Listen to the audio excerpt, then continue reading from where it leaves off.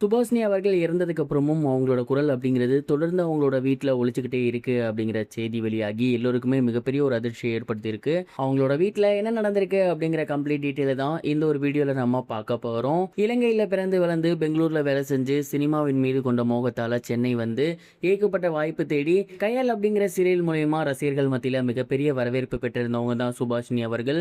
ரொம்பவே லைஃப் நல்லபடியாக போய்கிட்டு இருந்த இந்த ஒரு நேரத்தில் சமீபத்தில் அவங்க கணவர் கூட ஏற்பட்டிருந்த குடும்ப சண்டை காரணமாக அவங்க தற்கொலை பண்ணிக்கிட்டாங்க.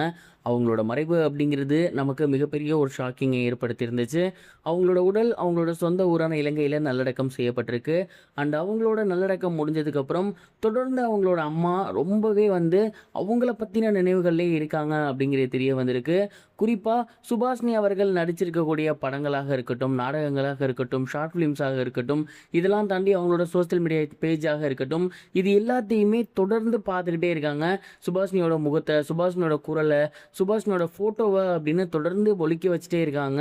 குறிப்பாக அவங்களோட வீட்டில் இப்போ எப்போ போனாலுமே சுபாஷினியோட வீடியோ தான் ஏதாவது ஒன்று ஓடிக்கிட்டே இருக்குமா. அந்தளவுக்கு அவங்க மகளை வந்து பார்த்து பார்த்து அழுதுகிட்டே இருக்காங்களாமா. அண்ட் இது எல்லோருக்குமே மிகப்பெரிய ஒரு சோகத்தை ஏற்படுத்தியிருக்கு. யாருமே எதிர்பார்க்கவே இல்லை சுபாஷினி இப்படி ஒரு விஷயம் பண்ணுவாங்க அப்படின்னு. ரொம்பவே போல்டான ஒரு பொண்ணு, எல்லாருக்கூடையும் நல்லா பழகிற ஒரு பொண்ணு இப்படி பண்ணிட்டாங்களே அப்படிங்கிற ஒரு வருத்தம். அது மட்டும் இல்லாமல் சமீபத்தில் தான் அவங்க பிறந்தநாள் வேற முடிஞ்சிருக்கு. இதனால் அவங்களோட அம்மா வந்து ரொம்பவே எமோஷ்னலாக உடஞ்சி போயிருக்காங்க. அவங்க பொண்ணு நினைப்பிலே எந்நேரமும் இருக்காங்க.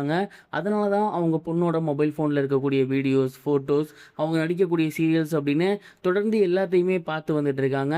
கண்டிப்பாக இது அவங்களுக்கு மீளா துயரம் தான் அப்படிங்கிறதுல எந்த ஒரு சந்தேகமும் கிடையாது. இதிலிருந்து அவங்க மீண்டு வரணும், கொஞ்சமாவது இந்த நினப்பை விட்டு அவங்க வெளியே வரணும் அப்படிங்கிறது தான் சுபாஷினியோட ஃபேன்ஸோட வேண்டுகோளாக இப்போ மாறி இருக்கு. இதை பற்றி நீங்கள் என்ன நினைக்கிறீங்க அப்படிங்கிறத கமெண்ட் பாக்ஸில் ஷேர் பண்ணுங்கள். தொடர்ந்து அஜித்குமார் அவர்களை பற்றின செய்தி ஒன்று வெளியாகி அஜித் ரசிகர்களுக்கு மிகப்பெரிய ஒரு வருத்தத்தை ஏற்படுத்தியிருக்கு. அஜித்குமார் தன்னோட அடுத்த படமான AK-64 ப்ரொடியூசர் கிடைக்காம அலைஞ்சு வந்துட்டு இருக்காரு. சமீபத்தில் இந்த ஒரு படத்தை AGS நிறுவனம் அணுகியிருக்காங்க. ஆனால் அஜித் சார் சொன்ன சேலரி அப்படிங்கிறது அவங்களுக்கு கட்டுப்படி ஆகலை. ஏன்னா அவரோட மார்க்கெட் அப்படிங்கிறது இப்போ அப்படி தான் இருக்குது. அதனால் அஜித் சார் அவங்களுக்காக இறங்கி வந்து 20 கோடி குறைச்சிருக்காரு. இருந்தாலுமே அவர் சொல்லக்கூடிய சேலரியை அவங்களால கொடுக்க முடியாதுன்னு இருக்காங்க. இந்த ஒரு விஷயத்தால் இப்போ அஜித்குமார் அவர்கள் லைட்டாக அப்செட் ஆகியிருக்காராமா. அவர் தயாரிப்பு நிறுவனம் ஒன்று தொடங்கியிருக்காரு. அந்த ஒரு நிறுவனத்தில் இந்த படத்தோட வேலைகளை ஸ்டார்ட் பண்ணலாமா, இல்லை AGS கிட்டேயே கொடுத்து ஸ்டார்ட் பண்ணலாமா அப்படிங்கிற மிகுந்த மனக்குழப்பத்தில் இருக்காராமா. அண்ட் அவங்களோட நண்பர்கள்கிட்டையும் இது குறித்து ஆலோசனை பண்ணி வந்துகிட்டு இருக்காரு அப்படிங்கிறது தெரிய வந்திருக்கு. அஜித்குமார் அவர்கள் ரொம்ப ஓவரான ஒரு சேலரியை கேட்டிருக்காரு அப்படின்னும் சமீபத்தில் ஒரு சில முக்கிய பத்திரிகையாளர்கள் ஷேர் பண்ணியிருந்தாங்க. அவரோட மார்க்கெட் அவ்வளோ இல்லைன்னு சொல்லியிருந்தாங்க. விஜய் சாருக்கு ஈக்குவலான ஒரு மனுஷன் இன்னைக்கு ப்ரொடியூசர் கிடைக்காம திணறதை பார்க்க ரொம்பவே கஷ்டமாக இருக்குது.